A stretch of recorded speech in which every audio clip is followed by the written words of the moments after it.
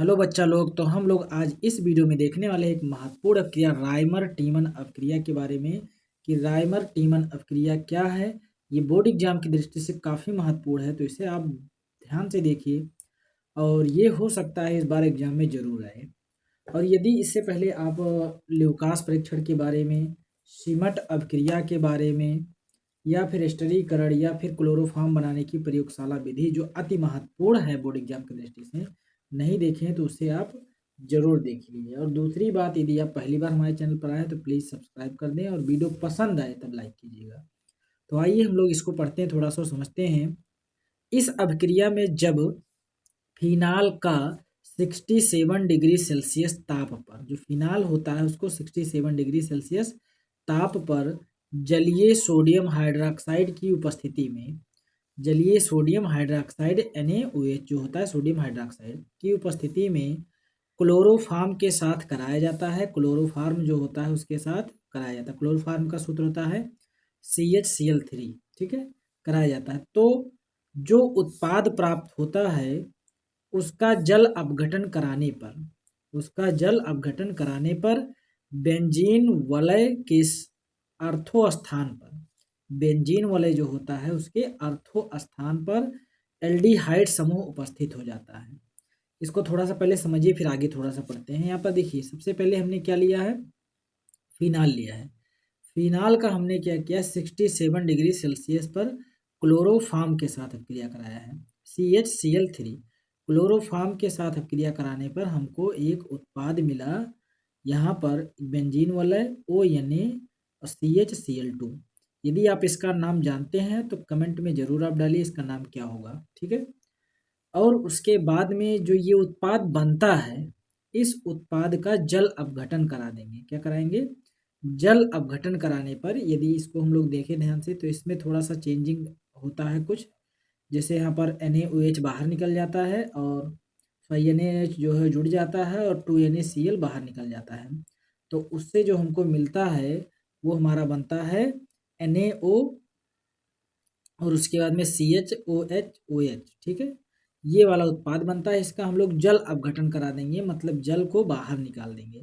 जल को बाहर निकालने पर ये जो हमको प्राप्त होता है, ये जो हमको प्राप्त होता है, यहाँ पर अगर ध्यान से देखें तो हम लोग को अर्थो पोजीशन पर एल्डिहाइड समूह दिख रहा है। क्या दिख रहा है, एल्डिहाइड समूह। तो वही हमने यहाँ पर लिखा है कि क्लोरोफॉर्म के साथ कराएं तो उत्पाद प्राप्त होता है, जो भी उत्पाद प्राप्त होता है उसका जल अपघटन कराने पर, यानी कि वहां से जल बाहर निकाल देने पर, देखिए यहाँ पर क्या है, जल बाहर निकालने पर, जल अपघटन कराने पर बेंजीन वलय के अर्थो स्थान पर, बेंजीन वलय के अर्थो, ये होता है अर्थो, ये होता है मेटा और ये होता है पैरा। तो अर्थो स्थान पर क्या होता है, एल्डिहाइड समूह उपस्थित हो जाता है। अर्थो स्थान पर एल्डिहाइड समूह उपस्थित हो जाता है और मुख्य उत्पाद के रूप में अर्थो हाइड्रोक्सी बेंजल्डिहाइड की प्राप्ति होती है। और मुख्य उत्पाद के रूप में क्या होता है, अर्थो हाइड्रोक्सी बेंजल्डिहाइड, जो आपको नीचे दिखाया गया है यहाँ पर, अर्थो हाइड्रोक्सी बेंजल्डिहाइड।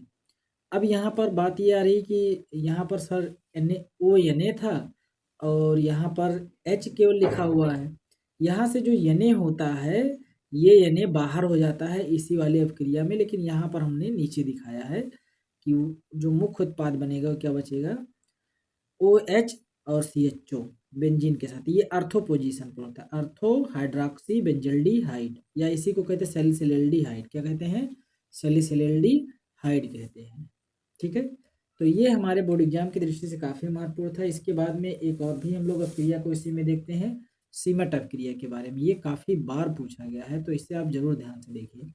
सबसे पहली बात लिखा है सीमट अपक्रिया, जब एसिटिक अम्ल की अभिक्रिया सांद्र H2SO4 की उपस्थिति में हाइड्रोजोइक अम्ल के साथ कराया जाता है तो प्राथमिक एमीन प्राप्त होता है। हमको देखो बोर्ड एग्जाम में इसी तरह सेम टू सेम लिख के आना है कि जब एसिटिक अम्ल की अभिक्रिया सांद्र H2SO4 की उपस्थिति में हाइड्रोजोइक अम्ल के साथ कराया जाता है तो प्राथमिक एमीन या 1 डिग्री अमीन प्राप्त होता है। यहाँ पर प्राथमिक अम्ल लिखा है, यहाँ अम्ल नहीं होगा, अमीन होगा, प्राथमिक अमीन होगा या 1 डिग्री अमीन, या फिर जो कार्बन चेन में लगा हो उस अमीन को बोलेंगे।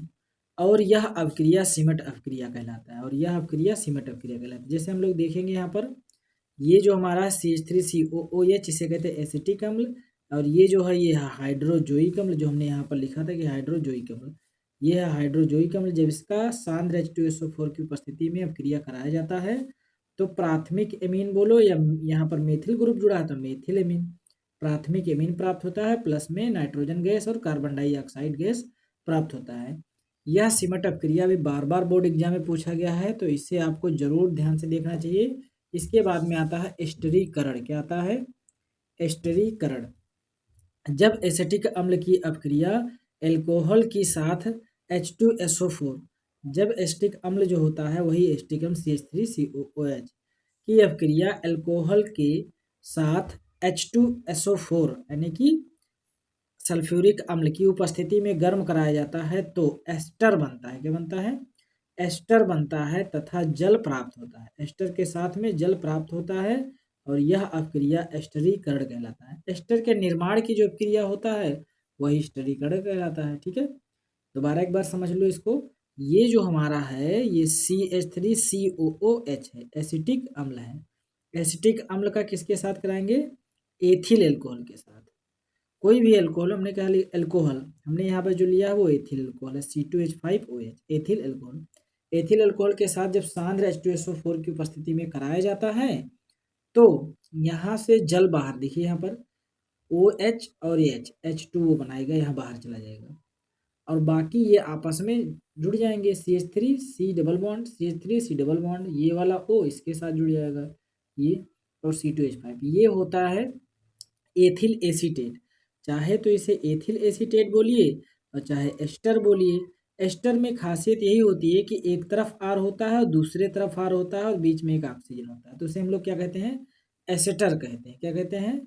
एस्टर कहते हैं। एस्टर में ये जो एस्टर है, इस एस्टर का नाम है एथिल एसीटेट। और यदि अब आपको वीडियो पसंद आ गया हो तो प्लीज़ चैनल को सब्सक्राइब कर दीजिए और वीडियो को लाइक कर दीजिए। फिर से दोबारा, यदि नहीं अभी तक आप किए हैं सब्सक्राइब तो प्लीज़ सब्सक्राइब कर दें, इसमें आपका कोई नुकसान नहीं होने वाला है।